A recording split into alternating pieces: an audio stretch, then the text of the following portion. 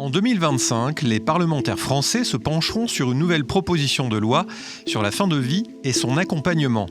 Comment aborder et comprendre ce débat majeur de notre société?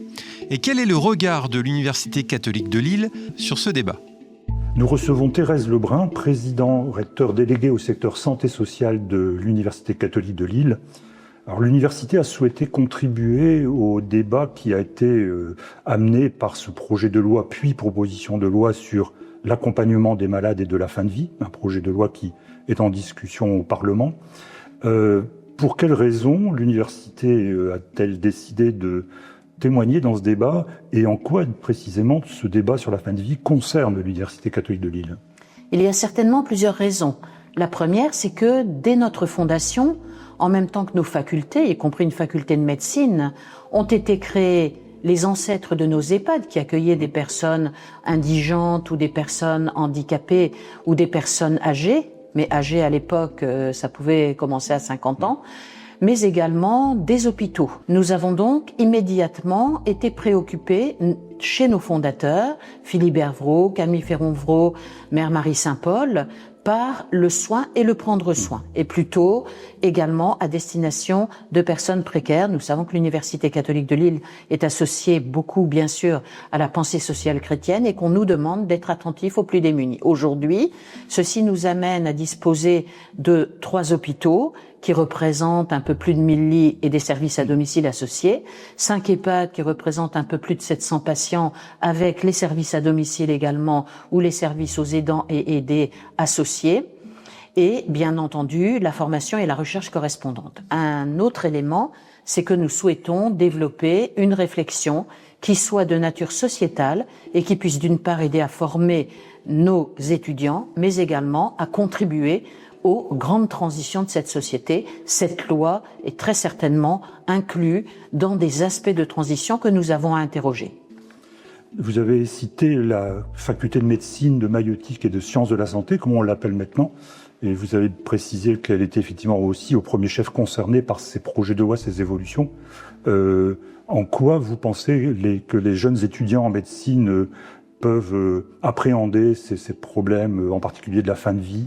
On peut poser la question pour les jeunes médecins, mais on voit des jeunes médecins avoir envie de développer la gériatrie en termes de soins, mais également en termes de recherche, et certains s'exprimeront au cours des débats que nous aurons. On voit également que des jeunes chercheurs, et ceci nous a réjouis, étonnés au démarrage et réjouis, s'intéressent aux questions du vieillissement. Ils peuvent être ingénieurs, ils peuvent être informaticiens, économistes, sociologues, etc. Et dans notre laboratoire Ethics notamment, beaucoup se sont lancés dans des recherches de ce type. Le vieillissement est au cœur du sujet et malgré tout, du coup, la fin de vie également. Cette fin de vie, elle concerne aussi les soins palliatifs et nous disposons de services en ces domaines, sachant que dans tous les services de nos hôpitaux, il y a des équipes mobiles qui suivent des personnes qui sont en fin de vie. Je ne vous décris pas bien sûr la situation des EHPAD où là, on est vraiment sur la dernière partie de la vie et il est opportun de parler de l'accompagnement de la fin de vie. Alors la proposition de loi en cours de négociation, si je puis dire, d'examen, a un premier objet qui est le développement des soins palliatifs globalement en France et de garantir d'une certaine façon l'accès à ceux qui le souhaitent d'aller dans ces services ou d'être accompagnés en soins palliatifs.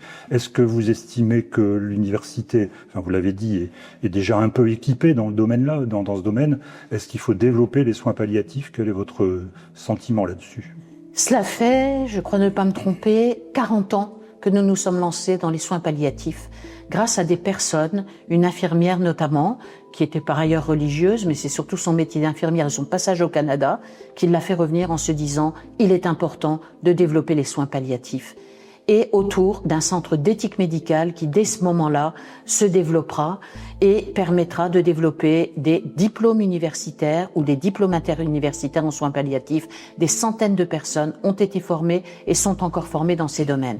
Nous estimons donc qu'on peut dire que nous avons été précurseurs en France, en nous inspirant d'ailleurs de ce qui se faisait de façon débutante dans d'autres pays. Donc c'est quelque chose pour nous qui est d'une part ancien et d'autre part vital. et que nous souhaitons continuer à développer grâce aussi, point capital, à l'interdisciplinarité qui est la marque de fabrique de cette université. On ne peut pas parler des soins palliatifs seulement quand on est médecin, seulement quand on dirige des EHPAD, seulement quand on est psychologue, éthicien ou théologien. Il faut que ces personnes puissent s'exprimer et débattre ensemble de questions aussi vitales, si vous me permettez l'expression, et fondamentales que celle-là. La deuxième partie de la proposition de loi porte explicitement sur, ou ouvre la possibilité d'une aide active à mourir, appelons ça suicide assisté, euthanasie, proposée aux personnes qui en feraient la demande, et c'est cette partie qui probablement fait naître le plus de débats.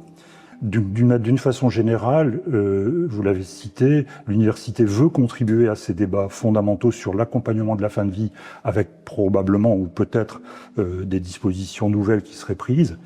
Et est-ce que vous pensez que l'université, on l'a dit, est légitime pour le faire, mais peut contribuer vraiment très efficacement au débat, et vers qui elle le fait? C'est-à-dire tous les témoignages que l'on a, que le vôtre en particulier, s'adressent en définitive à qui? Notre président-recteur, Patrick Scoffler, qui termine actuellement 5 années de mandat, avait intitulé son projet pour ces 5 ans « Notre université, une chance au cœur des transitions ». Nous sommes au cœur des transitions. Deuxièmement, nous avons la chance de la pluridisciplinarité. Troisièmement, nous estimons que l'information n'est pas suffisamment complète. Beaucoup de gens se prononcent sur cette loi, y compris d'ailleurs le bon peuple au rang duquel je me range, qui ne sait pas nécessairement exactement ce qu'est la sédation profonde et durable, ce que signifient les services de soins palliatifs, ce qu'il y a dans l'accompagnement de la fin de vie. On peut également indiquer qu'il est absolument capital de donner des éléments qui permettent d'une part de débattre, de comprendre d'abord, débattre ensuite, mais également s'écouter mutuellement et les uns les autres, parce que nous avons tous, dans nos différentes disciplines, des arguments à apporter, ceux-là sont importants. Ensuite, la loi arrivera, et comme nous disposons d'hôpitaux et d'EHPAD, nous aurons à nous positionner institutionnellement. C'est une évidence, nous sommes l'Université catholique de Lille. Enfin, nous savons tous, dans nos familles, dans notre environnement, qu'il y a des cas dramatiques qui peuvent être des souffrances absolument insupportables, et nous ne pouvons pas nous ériger en juges de ces éléments. Tout cela, nous devons le considérer. À destination de qui? À destination des étudiants que nous formons, à destination des soignants qui ont également besoin de débattre, d'être éclairés et d'apporter leur contribution, à destination de directions qui doivent prendre des décisions, à destination d'une gouvernance qui doit se positionner. Alors on peut toujours dire et plus si affinité, pourquoi pas le grand public? Là, évidemment, on aura à se positionner là aussi institutionnellement, mais il est évident que nous serons questionnés et que nous ne nous déroberons pas à notre exigence de contribuer au débat. L'ensemble des témoignages que nous sollicitons et qui nous sont donnés, en fait, comme vous dites, contribuent au débat, veulent contribuer au débat, mais probablement aussi permettre à chacun de nous de discerner. C'est le point capital, parce que quand on dit « il est important de comprendre », c'est les connaissances, il est important d'écouter, parce que quand on entend des témoignages, on est touché, ou quand on voit quelqu'un de notre environnement, parfois ça nous réveille des questions, quel que soit le positionnement qui est le nôtre. C'est vrai de toutes les questions éthiques. L'éthique, c'est un chemin. Et pour faire un chemin, il faut pouvoir amener des éléments sur ce chemin, être amené à discerner, et on ne discerne pas tout seul. En finale peut-être, mais on ne discerne pas tout seul.